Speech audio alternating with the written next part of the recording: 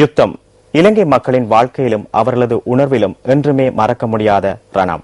அதிலும் வடமாகாண மக்கள் யுத்தத்தின் காரணமாக எதிர்நோக்கிய வேதனைகள் சொல்லில் அடங்காதவை.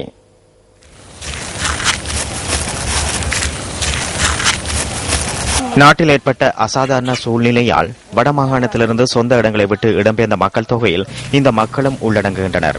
கிளிநொச்சியிலிருந்து 1990ஆம் ஆண்டு இடம்பெயர்ந்து திருகோணமலையில் உள்ள கன்னியா பிரதேசத்தின் கிளிக்குஞ்சி மலை கிராமத்திற்கு வந்த இந்த மக்களின் வாழ்வில் இன்னமும் விடியலின் கீற்று தென்படவில்லை. மக்கள் குடியமர்த்தப்பட்டு அவர்களுக்கான வசதிகள் பெற்றுக் கொடுக்கப்படாத நிலையில் கிளப்பன்வேக் பகுதியில் உள்ள மக்களும் இங்கு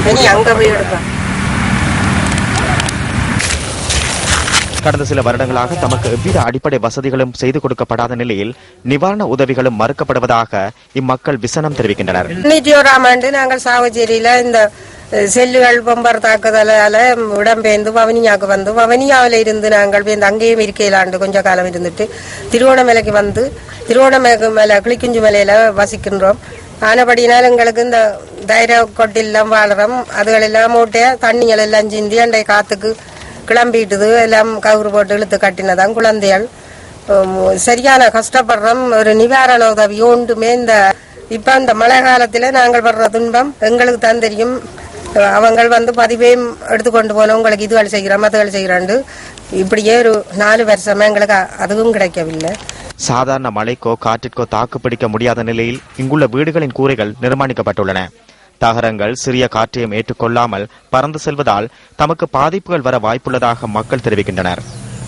குழந்தைகள், வயோதிபர்கள், நோயாளர்கள் என பலரும் வசிக்கும் இந்த கிராமத்தின் அடிப்படை போக்குவரத்து பாதை குன்றும் குழியுமாக காணப்படுகின்றன. பாடசாலை மாணவர்கள் மற்றும் தொழில் நிமித்தம் பயணிப்போர் என பலரும் தமது அன்றாட கடமைகளில் ஈடுபடுவதற்காக இந்த பாதையை மக்கள் அதிக அளவில் பயன்படுத்துகின்றனர். இந்த மக்களின் தேவைகளை பூர்த்தி செய்து அவர்களின் வாழ்வை செழிப்பூட்ட வேண்டியது அதிகாரிகளின் கடமை அல்லவா? முதலாம் ஒழுங்கை சேர்ந்த இடத்துல கன்னியா பிரதேசத்துல நாங்க வாழ்ந்து கொண்டு வருகிறோம். 90ஆம் ஆண்டு பிரச்சனையில இருந்து நாங்க இடம்பெயர்ந்து கிளப்பம்பேக்கில எல்லாம் இருந்து நாங்க மறுபடியும் வந்து இதுல வந்து நாங்க குடியிருந்து வருகிறோம். எங்களுக்கு ஒரு விதமான ஒழுங்குகளும் எங்களுக்கு செய்து தராங்கல்ல. தயவு செஞ்சு இனிமேலாவது எங்களுடைய கஷ்டங்கள் கவலையில அவங்க கருத்துல கொண்டு கருணை உள்ள தேவன்கள் மாதிரி எங்களுக்கு ஒரு வீடு வசதியை கட்டித்தர மாதிரி அவங்களோட நான் தாழ்மையா கேட்கிறேன்.